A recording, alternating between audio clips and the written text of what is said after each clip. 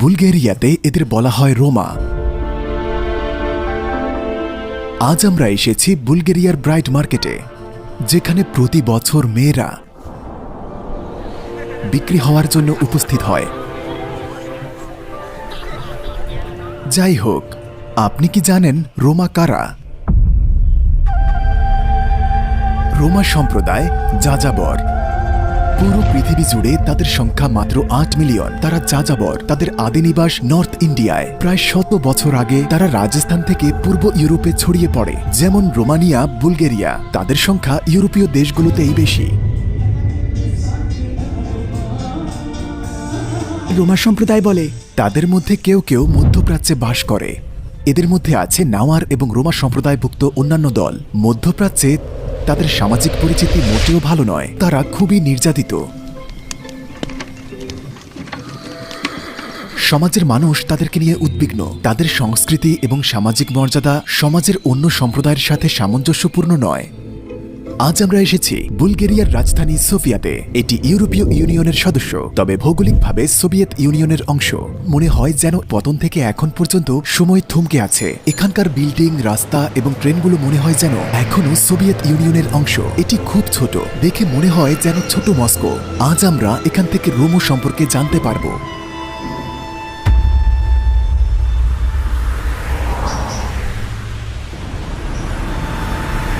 সোফিয়ার কাছাকাছি এটিই সবচেয়ে বড় যাযাবর সম্প্রদায়।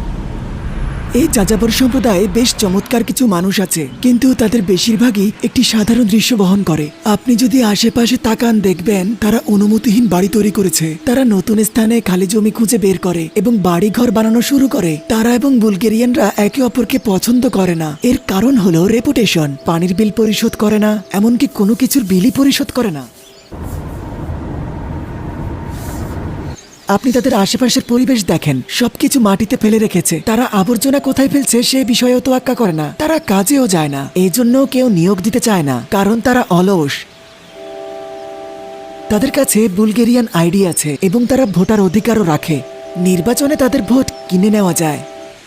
তাদেরকে যাযাবর বলে সম্বোধন করার প্রয়োজন নেই। বুলগেরিয়ান ভাষায় বলে সিগেনি, কিন্তু তারা রোমি বলে পরিচয় দিতে পছন্দ করে। হ্যাঁ, আমিও মনে করি তারা ইন্ডিয়া থেকে এসেছে। তারা ইন্ডিয়া থেকে এসেছে, সাথে তাদের সংস্কৃতিও নিয়ে এসেছে। তাদের মাঝে কেউ কেউ আছে তারা খুব ভালো মিউজিশিয়ান।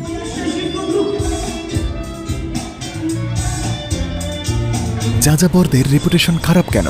তাদের বেশিরভাগই এখানে বস্তিতে বসবাস করে এবং তারা চুরি করে। তারা কোনো বিল পে করে না আর কোনো রুলসও মানে না। যখন বুলগেরিয়া ইউরোপীয় ইউনিয়নে যুক্ত হলো, তারা তাদের সীমানা খুলে দিয়েছিল আর রোমারা সবাই বেরিয়ে পড়ে সমগ্র ইউরোপে ছড়িয়ে পড়ল। তাদের ব্রিটেনে এবং সবখানে খুঁজে পাবেন।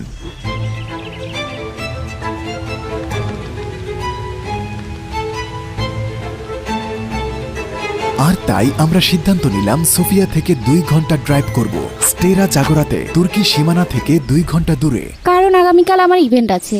বুলগেরিয়ার সর্বত্র আপনি তালাকজিদের দেখতে পাবেন। রোমাদের মধ্যে ৫,০০০ দল। ধন্যবাদ, অসংখ্য ধন্যবাদ। ধন্যবাদ ধন্যবাদ আপ্যায়ন করার জন্য। ধন্যবাদ। একটি রোমা পরিবার তাদের বাড়িতে আমাদের আমন্ত্রণ করেছে। আগামীকালের সেই বিশেষ দিনের জন্য প্রস্তুতি শুরু হয়ে গিয়েছে। তার সবকিছু আছে, সে সেজেছে এবং প্রস্তুত হচ্ছে। তবে বিয়ের জন্য পাত্র খোঁজার ক্ষেত্রে সবচেয়ে গুরুত্বপূর্ণ বিষয় হলো Isso estamos até যে ব্যক্তি বউ কিনতে চায় মূল্য সে নির্ধারণ করে। তা নির্ভর করে মেয়েটির ও ছেলেটিকে পছন্দ হয়েছে কিনা তার উপর। সর্বনিম্ন মূল্য এই 10-20 হাজারের মতো। 20,000? হ্যাঁ, 10-20 হাজার। একরকম। হ্যাঁ, কালাইছি। كلاتشي نفس القبيلة حتى يقبلوني. কোনোভাবেই একসেপ্ট করি না। তার মেয়ে আগামীকালের জন্য প্রস্তুত হচ্ছে এবং তাদের মতে তার মূল্য 10 থেকে 20 হাজারের মধ্যে। তো তার আরো একটি বোন আছে, সে বিবাহিত। এইটা সেই বোন যে বিয়ের মার্কেটে বিক্রি হয়েছিল। তার মা এবং সবাই তার সাথে যাচ্ছেন। এই ইভেন্টের প্রস্তুতির জন্য বাকি সবাই তার সাথে ব্রাইড মার্কেটে যাবে। একে বলা যায় বাস্তব জীবনের সোশ্যাল মিডিয়ার মতো। ছেলে এবং মেয়ে একে অপরের সাথে সাক্ষাৎ করে এবং বিয়ে করে। তারা এখানে দর কষাকষি করে নেয়।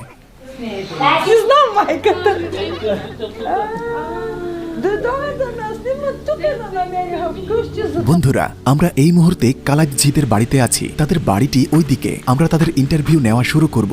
ইভেন্টটি আগামীকালই। আগামীকাল ব্রাইট মার্কেটের দিন। আগামীকাল তারা বিক্রয় হবে। তারা ব্যক্তিগতভাবে ট্রাভেল করতে এবং ঘুরে বেড়াতে পছন্দ করে। আপনি তাদের অনেকের বাড়িতে প্রবেশ করতে পারেন। তাদের মধ্যে অনেকে আছে খুব ভালো। রোমাদের রেপুটেশন ভালো নয় এবং এখন এটি হলো রোমাদেরই একটি জাত। হয়তো আমি আমার স্বামী খুঁজে পাবো।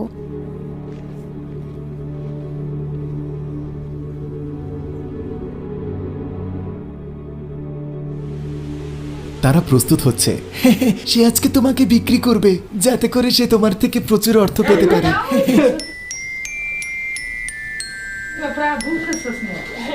সে মেকআপ করছে এবং কালকের জন্য একটি মানানসই কাপড় পছন্দ করে নিয়েছে। কালাইদজি জাতিরা নিজেদের জাতির বাইরে অন্য কাউকে বিয়ে করে না। এমনকি সবাই যদি রোমাও হয় তারপরও তার নিজ গোত্রভুক্ত হতে হবে। এটি মূলত একটি সংস্কৃতি। হ্যাঁ, মেয়েটির সৌন্দর্য অনুসারে টাকা দিতে হয়। 4 বছর আগে মেয়েটি একটি ডকুমেন্টারিতে ছিল এবং যখন সে ব্রাইট মার্কেটে গিয়েছিল তখন তারা তার সাক্ষাৎকার নিয়েছিল। তখন থেকে প্রতি বছর মেয়েটি সেখানে যায় এবং এখন পর্যন্ত অবিবাহিত। মেয়েটি যত ফর্সা হবে তাদের কাছে সেটাই সৌন্দর্য। ফর্সা গায়ের রং এবং নীল চোখ। এমনও সময় ছিল যখন কেউ একটি বোর জন্য 40,000 লেপ পরিশোধ করেছিল। কারণ হলো ফর্সা গায়ের রং এবং নীল চোখ। হ্যাঁ, এখন আমরা মার্কেটে যেতে পারি। সে তোমাকে প্রচুর অর্থের বিনিময়ে বিক্রি করতে যাচ্ছে। তো তুমি কি আমার মা?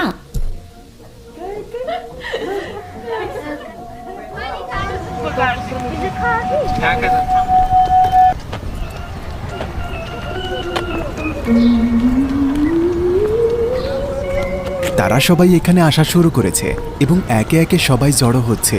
তাদের সংখ্যা ক্রমেই বাড়ছে। এখানে শুধু মেয়েরা নয়, বরং এখন না। ছেলেরাও স্বর্ণ পরে। আগামীকাল আংটি, চেইন সবখানে স্বর্ণে ছড়াছড়ি। দামি স্বর্ণ দিয়ে মূলত সম্পদশালী হওয়াকে বোঝায় এবং মেয়েদেরকে আকর্ষণ করতে এগুলো ব্যবহৃত হয়।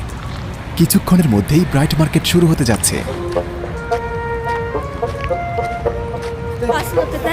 তো তোমার বয়স 15 এবং তার বয়স 16 বছর।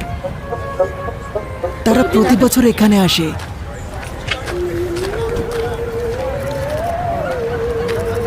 এখানে অনেক মহিলা রয়েছে আমি পছন্দ করি না। প্রত্যেকেরই মার্সিডিজ আছে কারণ এটি নাম্বার 1। তিনি কি আপনার স্ত্রী? এখনো না। কিন্তু শীঘ্রই। আগামীকাল আগামীকাল?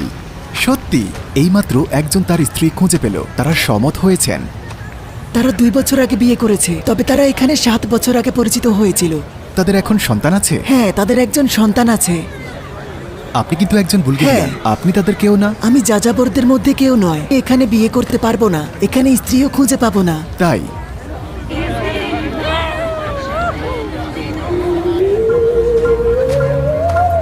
তো তারা এখন অপেক্ষা করছে। তারা এখানে কিছু মেয়েকে চিনে, তবে তারা শুধু অপেক্ষা করছে। তারা এখানে স্ত্রীও খুঁজছে। প্রথমত তারা ভার্জিন কাউকে খুঁজছে। ভার্জিন হওয়া এখানে খুব গুরুত্বপূর্ণ। তরুণী হতে হবে। চেহারার সৌন্দর্য খুবই গুরুত্বপূর্ণ। বয়স 20-এর বেশি হলে মূল্য কমবে। এখানে যা হয়, যখন কোনো মেয়ে সম্পর্কে ভালো জানাশোনা হয় তখন তারা দর কষাকষি করে।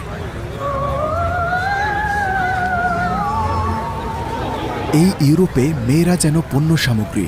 এই কারণেই ইউরোপীয় ফিল্ম ডকুমেন্টারিগুলোতে বলা হয়ে থাকে, এটা কি করে সম্ভব যে ইউরোপে মেয়ে বিক্রি হবে?